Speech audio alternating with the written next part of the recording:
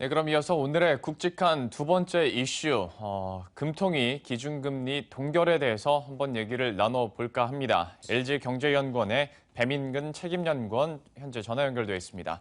안녕하십니까? 네, 안녕하세요. 네, 안녕하세요. 먼저 우리나라 기준금리 얘기부터 좀 해볼까 합니다. 저도 사실 많은 전문가들에게 얘기를 하고 질문을 해보면 금리 인하는 필요하다라고 했는데 예상은 다 동결이더라고요. 역시 예상대로 동결은 됐습니다. 과연 이번 동결에 대해서 좀 어떻게 해석하고 계신지 먼저 궁금하네요.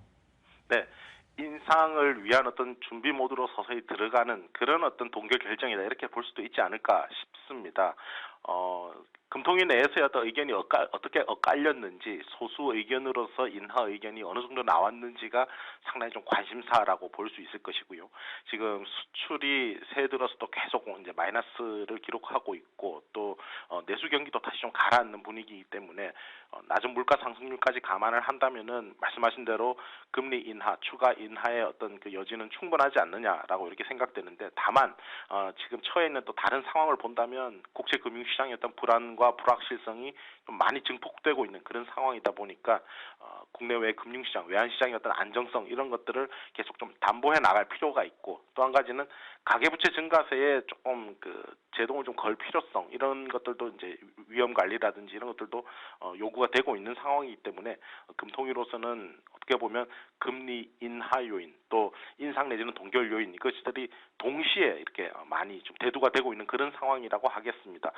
차후에 어떻게 이러한 그 결정 요인들이 어떻게 바뀌느냐에 따라서 이제 인상이냐 인하냐 그 자리를 잡아갈 것인데 대체로 인하를 한 번 더 할 수도 있지 않겠느냐라는 쪽으로 가닥을 잡아가는 것이죠. 연구원님, 그런데 정리 좀 한 번만 할게요. 제일 처음에 인상을 위한 준비라고 하셨는데 인상이 맞나요? 아니 뭐 인상이라고까지 갈 필요는 없을 것 같고요. 예. 다만 뭐 가계부채 관리에 대한 어떤 적극적인 어떤 행보 이런 걸 생각한다면 뭐 이론적으로 인상도 가능하지만 지금 상황은 사실 현실적으로 인상이 필요한 상황은 아닐 것 같고요. 동결 예. 정도로 이렇게 보는 것이 맞겠습니다. 동결이냐 인하냐 이렇게 그 구도를 놓고 보는 것이 맞겠죠. 네네. 아무래도 또 많은 시장에서 예측은 조금 더 추가적인 인하를 예상하고 있기 때문에 제가 궁금해서 한번 여쭤봤고요. 그렇다면 이제 연구원님께서는 언제쯤이 적절하다고 볼지 이번에도 동결한 이유 중에 하나로 주요국 통화 정책이 아직 불확실한데 우리가 먼저 행동을 할 수는 없지 않겠느냐 뭐 이런 거였는데 과연 3월이라고 이게 바뀔까라는 생각도 좀 들거든요. 어떻게 보고 계신가요? 그렇습니다. 뭐 지금 우리가 당장 인하 행보에 나선다고 해도 이제 뭐 굉장히 선제적이다 이렇게 볼 필요는 없을 것 같아요. 다른 어떤 금융시장의 불안 요인 이런 것들이 계속 대두가 되고 있는 상황이기 때문에 아무래도 우리가 그 원화가 하드 커런시가 아닌 좀 그 소프트 커런시다 보니까 조심을 할 수밖에 없는 것 아닌가라는 생각이 들고요. 또 금통위로서도 마찬가지입니다. 지금까지 보여왔던 특유의 그런 신중한 행보를 감안한다면 경제 지표, 특히 내수 관련 지표와 물가가 추가적으로 악화되는 것 이런 것들을 앞으로 1, 2개월 정도 더 지켜보는 그러니까 결국 추세로서 확인을 한다면은 3월과 4월 정도에 한 번 더 인하의 어떤 행보에 나설 수 있지 않느냐라는 것이죠. 물론 그때가 되더라도 국제금융시장의 어떤 그런 위험성 이런 것들도 있고 또 한 가지는 사실 우리 경제 고유한 어떤 지정학적인 위험 이런 부분도 있는 것 같습니다. 그렇기 때문에 이것들이 지금 현재 크게 증폭되어 있는 어떤 그런 지정학적인 갈등의 요소 이런 것들이 어떻게 해결되어 가는지 이런 부분까지 감안을 해서 금리 인하에 좀 나서지 않을까 이렇게 보고 있는데 그래서 개인적인 판단으로는 3월보다는 4월 쪽에 1분기 경제 성장률에 대한 어떤 윤곽이 거의 다 나왔고 그런 것을 확인하는 시점인 4월 쪽으로 조금 더 치우치지 않나 이렇게 판단을 하고 있습니다. 3월보다는 4월에 조금 더 적절하지 않나라고 얘기를 해주셨고요. 과연 이게 또 언제쯤 가늠이 될지도 역시 또 이주열 총재의 기자회견이 그만큼 더 중요해지는 것 같습니다. 자, 반대로 유럽 얘기를 한번 해보도록 하겠습니다. 드라기 총재는 오히려 행동을 하는데 주저하지 않겠다라고 얘기를 했어요.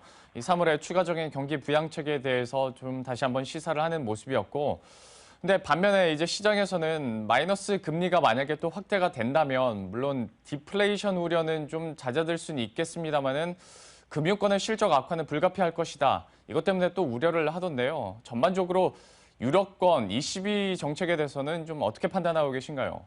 네, 유럽 경제의 전반적인 분위기는 사실 지금 어려움을 많이 겪고 있는 일본이라든지 중국 같은 나라보다는 한결 낫다 이렇게 볼 수 있을 것 같아요. 그런데 그런 가운데서도 작년 말 올해 초로 넘어오면서 경기 흐름은 다소 좀 주춤하는 그런 분위기입니다.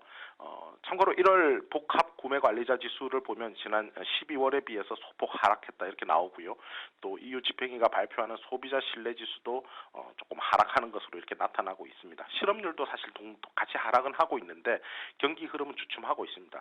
ECB로서는 그 시장 개입 그리고 추가적인 경기 부양책의 명분을 이러한 그 경기 흐름, 경기 부양에서 찾기보다는 오히려 물가 쪽에서 조금 더 물가 쪽의 맥락을 강조하고 있는 것 같습니다. 그렇기 때문에 최근에 EU 집행위가 내놓은 올해 소비자 물가 상승률 예상치 1.0%에서 이제 0.5%로 큰 폭으로 하향 조정을 했는데요. 이런 부분에 인플레 주안점을 두고 이제 추가적으로 부양책을 펴겠다라고 하는 것이 드라기 총재 어떤 기본적인 입장인 것 같습니다. 그렇기 때문에 지금도 어떻게 보면 그런 그 시장에서 효과를 충분히 내기 위해서 구두개입 형태로 강하게 포워드 가이던스를 제시를 한번 한 거라고 보여지고요.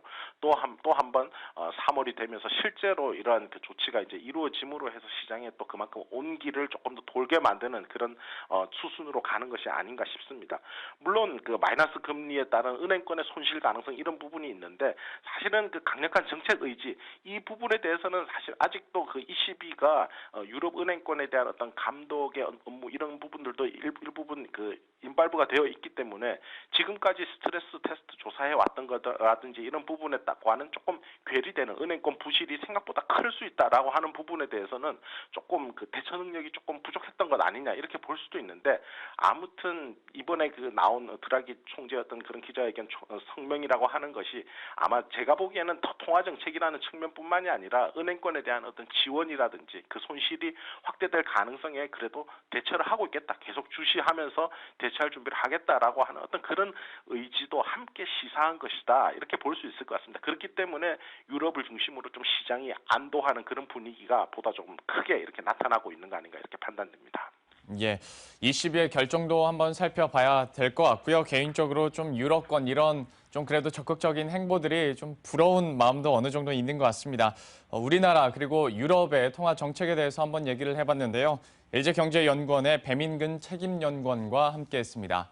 오늘 말씀 고맙습니다. 감사합니다. 네. 자, 이렇게 해서 이제 두 번째 굵직한 이슈였죠. 기준금리에 대해서 저희가 한번 정리를 해드렸고요. 이어서 현장 플러스 바로 넘어가 보도록 하겠습니다.